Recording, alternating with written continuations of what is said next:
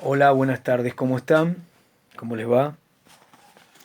Bueno, vamos a llamar a este pequeño encuentro bonus track.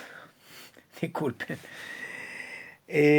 Bueno, yo les había dicho, y es verdad, que con lo central de la unidad introductoria habíamos terminado. A ver, dos aclaraciones. Alan Ruquier, el año pasado había formado parte de un trabajo práctico de exposición áulica por parte de grupos de alumnos, que este año por obvias razones lo, lo vamos a dejar. Algunas de las cosas que dice Ruquier en el siglo de Perón las dice Vicente Palermo y por un tema de dimensión vamos a dejar a Alan Ruquier el siglo de Perón. En todo caso, se podría leer el prólogo que anticipa alguna categoría sobre el peronismo. Lo dejamos en todo caso para la unidad del peronismo. El otro punto es el texto de Ora y Trímboli. Son dos historiadores que hacen un texto, un compilado de entrevistas que se llama Los historiadores hablan de historia y política, que generalmente está centrado en la biografía política de esos historiadores, grandes historiadores, que nosotros vamos a usar a lo largo de las unidades. Bueno, de hecho figura Tulio Alperindongui, que seguramente ustedes habrán leído algo en tercero, y yo lo voy a mencionar. No está tan presente en la bibliografía desde el punto de vista de lo específico, si bien dirige dos tomos de la Biblioteca del Pensamiento, de donde podemos llegar a tomar muchos documentos, muchos textos que forman parte de los documentos de época. Hay un texto muy bueno de Tulio Alperindongui que creo que lo cito en la unidad uno, déjenme ver,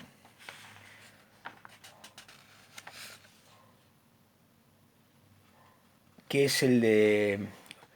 El texto originalmente se llamó Una nación para el desierto, pero es el prólogo de Proyecto y construcción de una nación, que es de Biblioteca del Pensamiento de 1846 a 1880. Ahí ese Dongui es imposible de soslayar.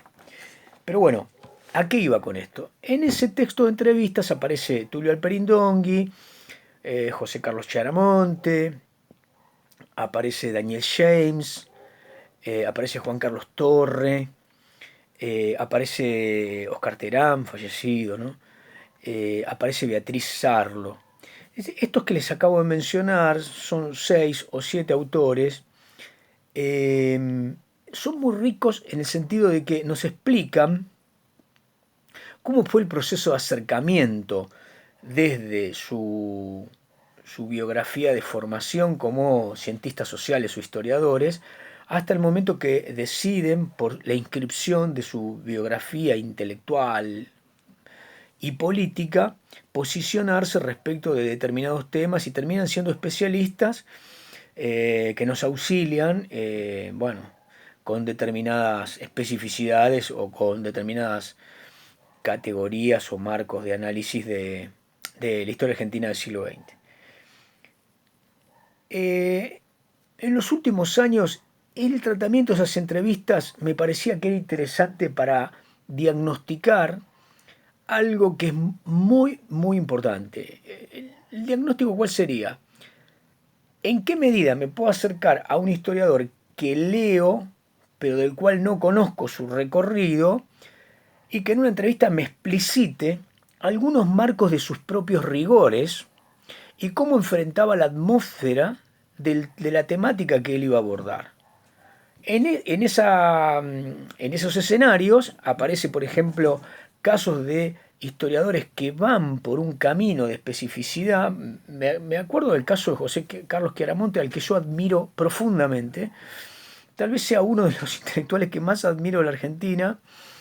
Entonces, Chiaramonte dice que, bueno, que él está formado en filosofía, en buena medida. Eso me acerca todavía más a Chiaramonte, y que después, tangencialmente, desde la filosofía, fue acercándose a la historia, cosa que también me pasó a mí, frustrado estudiante de filosofía, que encontré que la historia era el desarrollo de un largo análisis sobre las sociedades que finalmente de lo que nos habla es de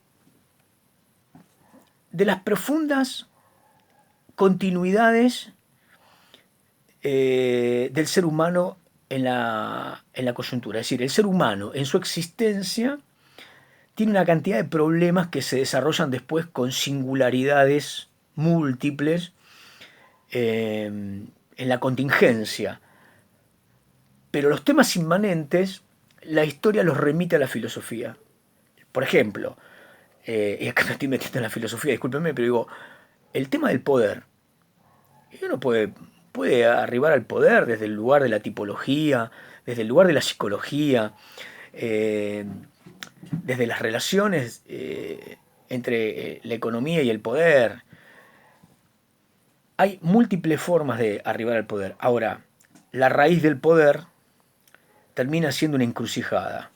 Termina siendo una encrucijada y tiene, en buena medida, elementos que nosotros eufemísticamente detallamos, como el carisma, el carácter performativo, esa filiación poderosa que conecta sociedades, masas con liderazgos o rituales que decimos que son políticos cuando son religiosos.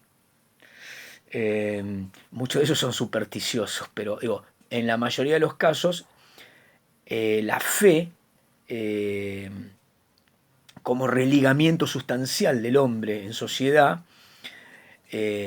nos conduce más bien a marcos filosóficos que surgen de la política, y la política en acción a través del tiempo es historia política, ¿no?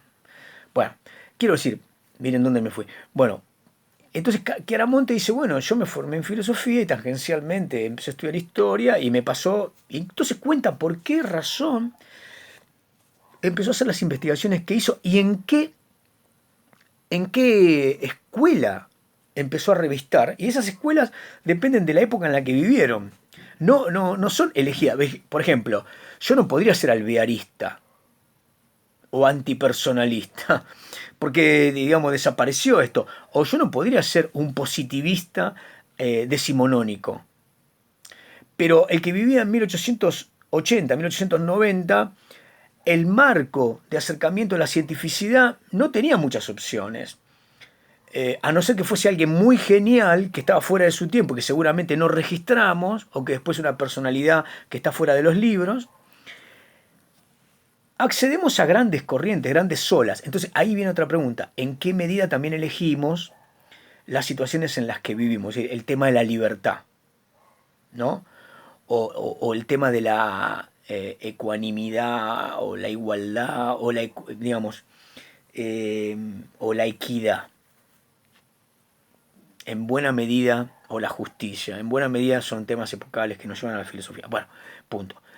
Este texto de Ora y Trímboli nos proyecta hacia ese lugar. Es un texto muy interesante, pero también lo vamos a desplazar por ahora hasta que con Fernando veamos si hay posibilidad de que ustedes trabajen sobre ese texto en un formato que nos remita a nosotros algo producido por ustedes.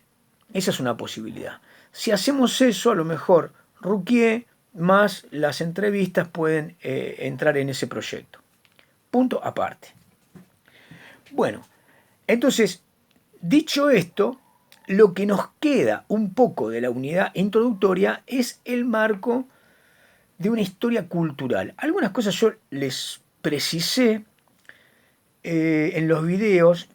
Me gustaría delinear ahora algo que se parezca a una idea, a una serie de ideas que yo quería escribir con un formato de acercamiento de material de cursada. Lo primero sería, ¿en qué medida los que hacemos historia nos acercamos a la posibilidad de la interpretación de las culturas? Cuando digo las culturas, ahí ya estoy en un camino antropológico, pero yo digo, la interpretación de la cultura argentina supone también un plural, las culturas. La Argentina se convirtió en un espacio plural, porque fue escenario, fue lugar, territorio de un encuentro de fuertes migraciones en todo el continente americano. La Argentina fue uno de esos 3 o 4 lugares donde se produjo yo les diría que es el principal, porque de acuerdo a la población receptora, el volumen de saldos migratorios que se integraron a la vida argentina fueron en magnitud descomunal, no, impensada para las élites, impensada para el marco de construcción del Estado y anticipación de las necesidades que la nación argentina necesitaba, requería. Bien, entonces, en esos plurales uno podría decir, recuerdo un poco haberles dicho, bueno, entre 1852, 53 por ahí, y 1880 hay una transición del pensamiento que es una de las variantes de la cultura. En general, cuando acudimos a la historia cultural, nos encontramos con hacer de la interpretación de la cultura esos rasgos epocales que movieron estas olas que yo les decía, es decir, se puede ser anarquista de la forma que se fue anarquista en 1880, 90, 1900, 1910 en Argentina, solamente en esa época. El anarquismo hoy es otra cosa. Digo, esa oleada anarquista significó un encuentro de hábitos, automatismos, estéticas, textualidades, sociabilidades, mentalidades, ideas, principios filosóficos aquilatados en un marco de angustias, de necesidades, de proyecciones, de teorizaciones que pertenecen a esos hombres, ¿no? Ferri, Malatesta, Kropotkin, Bakunin, Proudhon, etc. Entonces, eso era ser anarquista fines del siglo XIX, principios del siglo XX. Entonces uno dice, ¿qué es la cultura? La cultura es esa red simbólica donde quedan atrapadas las representaciones, las manifestaciones, las conductas colectivas, los hábitos generales de una sociedad que también demarcan en su interior estratos como mentalidades clasistas, clánicas, etcétera.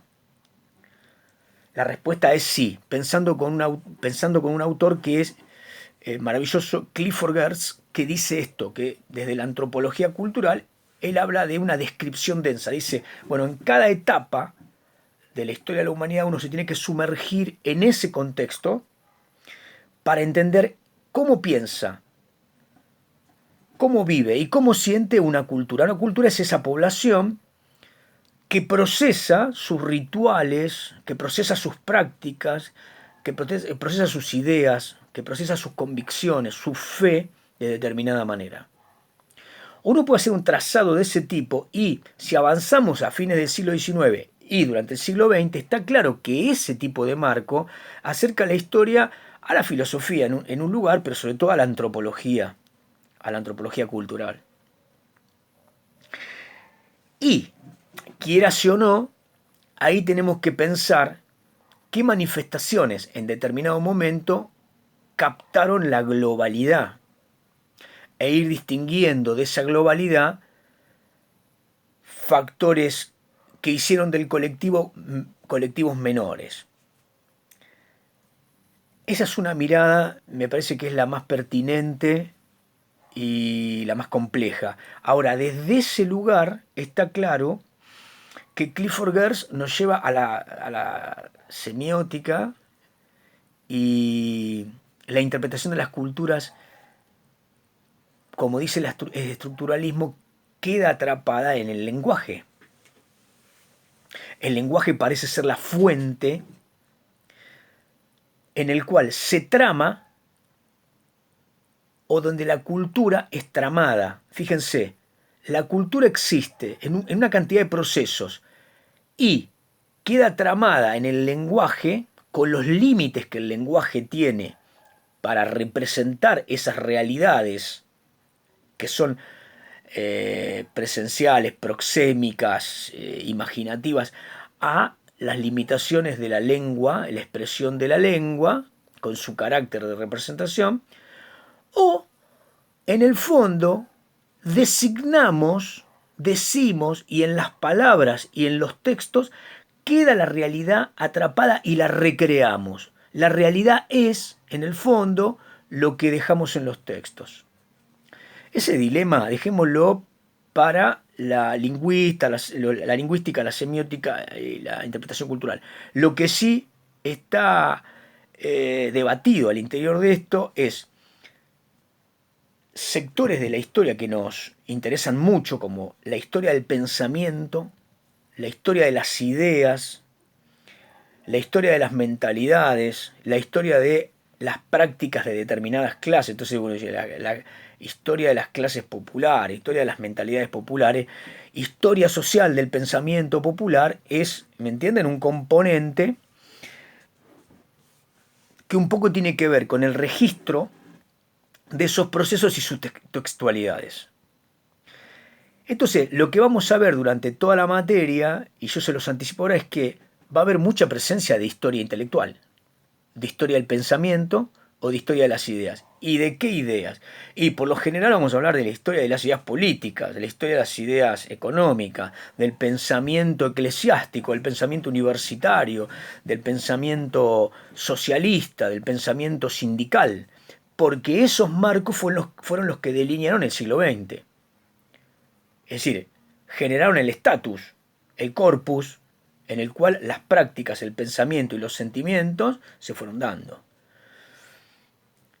Esa es una mirada. Ahora, imposible que nos quedemos solo en el texto, porque el siglo XX, si algo tiene, es que las textualidades cobraron otros cuerpos, que no fueron solamente el texto, el habla o el lenguaje escrito, para ser fuente nuestra, ¿no?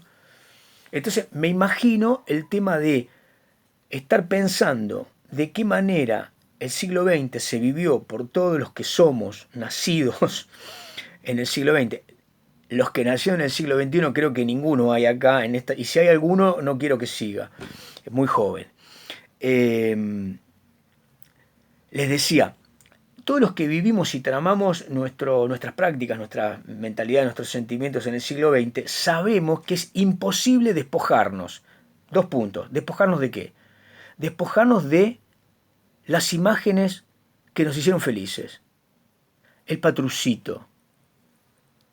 Miren lo que les digo, el patrucito, Patrusú en mi infancia.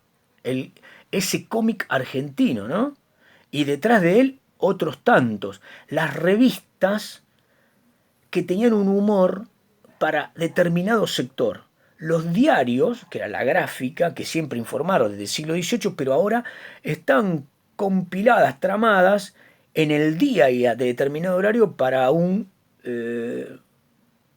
cuerpo de lectores más populares, los de la mañana, los de la tarde, los de la noche, última tirada del periódico. Y aparecían los chistes, aparecía el cómic, el humorista.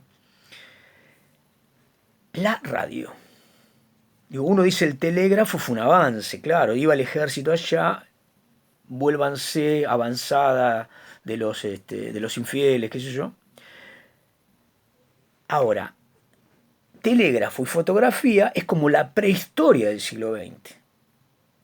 La comunicación y los medios audiovisuales transformaron el siglo XX en lo que somos nosotros.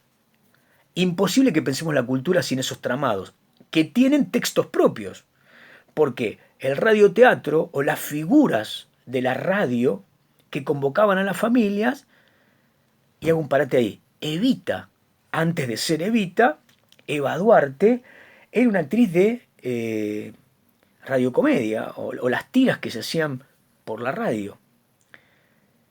La radio comienza, saben que la primera emisión fue en Argentina, apenas empieza el siglo, la segunda década, la mitad de empezada la tercera década. Entonces digo, ese comienzo de lo que nos está hablando es de algo que va a performar el siglo, lo va a modelar. Y la previa a ese audio era también una expansión, es decir, cada vez más colectivos habían salido del consumo cultural a espacios que ahora se habían convertido en teatros. Buenos Aires es el lugar de los teatros, de la lírica para la alta cultura y de los sainetes, de las zarzuelas o del circo que se iba ampliando hasta hacer de las representaciones de la literatura algo descomunal. Juan Moreira, ¿no? De Gutiérrez. Se convierte en un fenómeno ahí, a principios de siglo.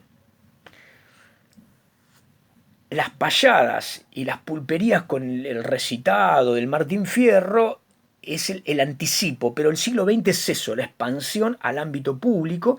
Entonces empieza el teatro, el sainete, la radio y a mediados de siglo la televisión.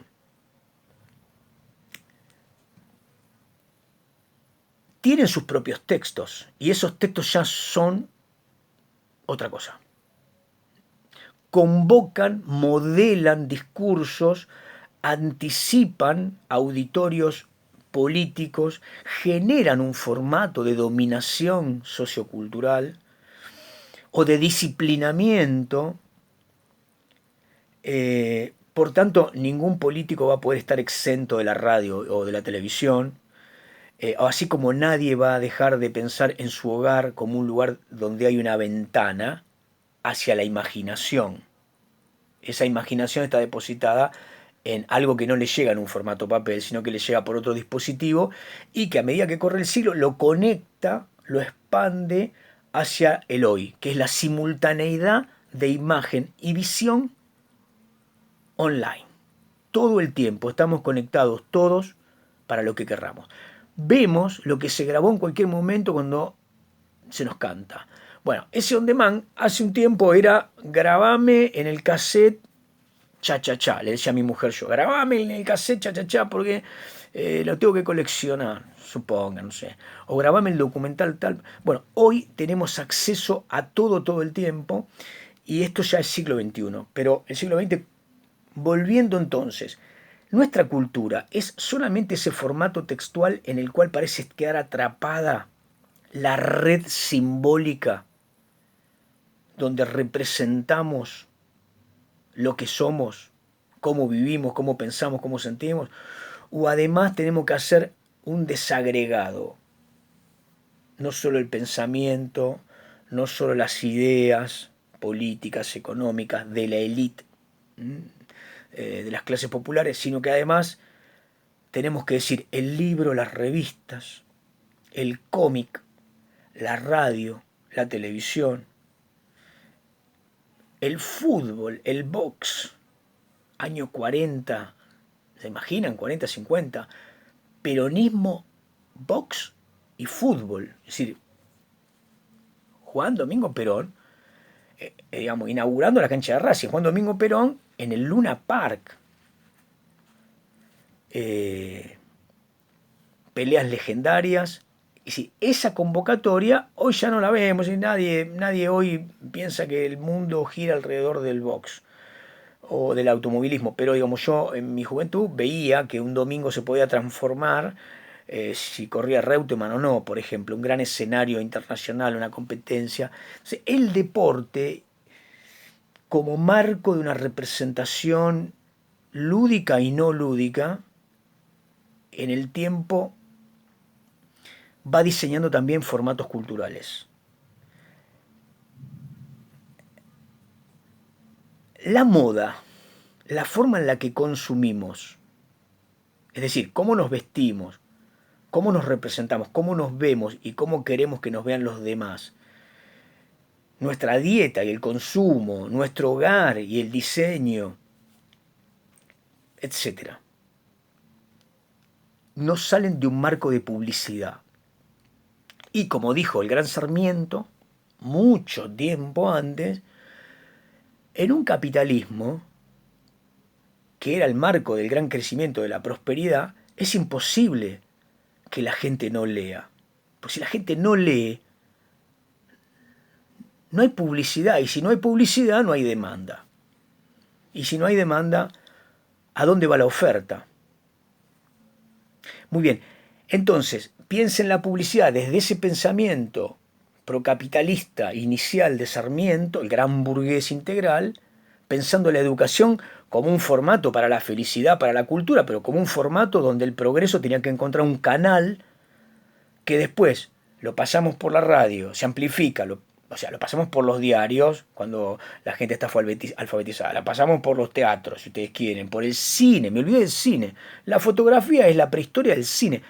Piensen en el cine, la radio, el cine antes que la televisión. El cine es un lugar donde éramos felices, un lugar donde la felicidad se multiplicaba y donde uno se perdía en un tiempo de acuerdo a ese film. Nuestras vidas están tramadas a partir de los grandes films, a partir de los grandes directores, a partir de nuestros actores preferidos. Digo, ¿cómo no pensar que eso es cultura? Entonces, después de haber dicho todo esto, pensemos esto en relación a esa interpretación de la cultura que hacen los antropólogos como gran marco teórico. Este es un debate, ¿no? Un debate respecto de la antropología cultural y la historia, que cuando hace historia cultural tiene que ir a dialogar con los antropólogos, con los semiólogos, ¿no? Entonces, a mí me parece que nosotros vamos a tener que hacer un mix a lo largo de la materia. Dicho esto, hago un punto y digo, a lo largo del siglo XX está claro que la Argentina pasa de un periodo de transición hispano-criolla, pastoril, a un periodo veloz de incorporación al mercado internacional y de progreso y de instalación en el mercado capitalista, y ese boom incorporó una cultura muy poderosa de la élite. Cultura de la élite, alta cultura, culturas proletarias, hasta que tuvimos 1920, mediados de 1900, de la primera década, mediados de la segunda década, 1910, 1915, 1920. Ahí es el límite, según Ezequiel Adamowski, del origen claramente visible de lo que vamos a llamar clase media, como un conjunto de anticipaciones, expectativas, modelos, parámetros que entre la clase alta y los trabajadores se posicionaba en relación a lo que dije antes, consumos, mentalidades, expectativas, y que parece modelar la vida argentina. La Argentina parece, desde la 1920 en adelante, tener una fuerte distinción con el resto de Latinoamérica de la poderosa clase urbana, clase intermedia o media, entre los sectores trabajadores y las élites o las clases poderosas. Ahí tenemos por lo menos instancias para pensar nuestra cultura, una historia cultural. Las historias de las ideas o del pensamiento ya da para que esto se extienda demasiado. Yo diría que a partir de los años 20 en adelante hay una masificación de los canales y de las representaciones populares por vía de los trabajadores que amplifican su consumo, lo potencian y hacen de sus manifestaciones culturales escenarios que son multitudinarios. Mientras que buena parte de la cultura letrada, la alta cultura, el teatro Colón, la lírica, el Jockey Club y esos escenarios que son eh, honorarios y que además uno, digamos, tiene que estar inscripto en cierta sociabilidad previa, van quedando, digamos, son más selectos y van quedando reducidos, ya no es la cultura dominante. Esa masificación cultural con el peronismo encuentra una plebeyización, es decir, la cultura argentina se hace plebeya, se invierte la carga de la valoración, de la modelación de las altas culturas, y me parece a mí que para los años 60-70 hay una juvenilización de esa plebeyización que hace que el rock, manifestaciones que son estrictamente etarias, desde un marco de cultura de clase media se expanda, atravesando todo el arco de la historia argentina, todo el arco de lo que podían ser manifestaciones, consumos, identidades, mentalidades, pensamiento. Y finalmente, digamos, a partir de los años 80-90, con la globalización tenemos una mundialización. Argentina ya es menos provinciana, como todas las latitudes latinoamericanas.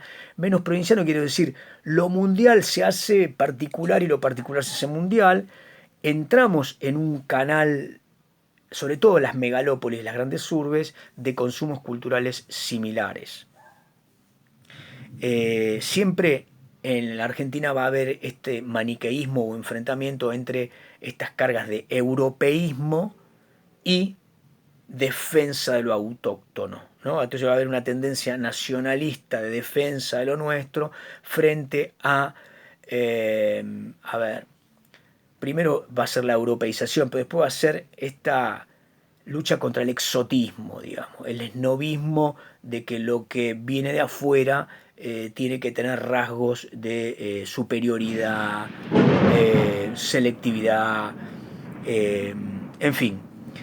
Bien, por ahí podemos dejar la cuestión de rasgos generales. Hago un punto aparte y les digo, termino este video y lo voy a pasar, lo voy a volcar, lo voy a subir a Classroom y demás, pero inmediatamente después le voy a pedir a Fernando que mande un video. Ahora les explico.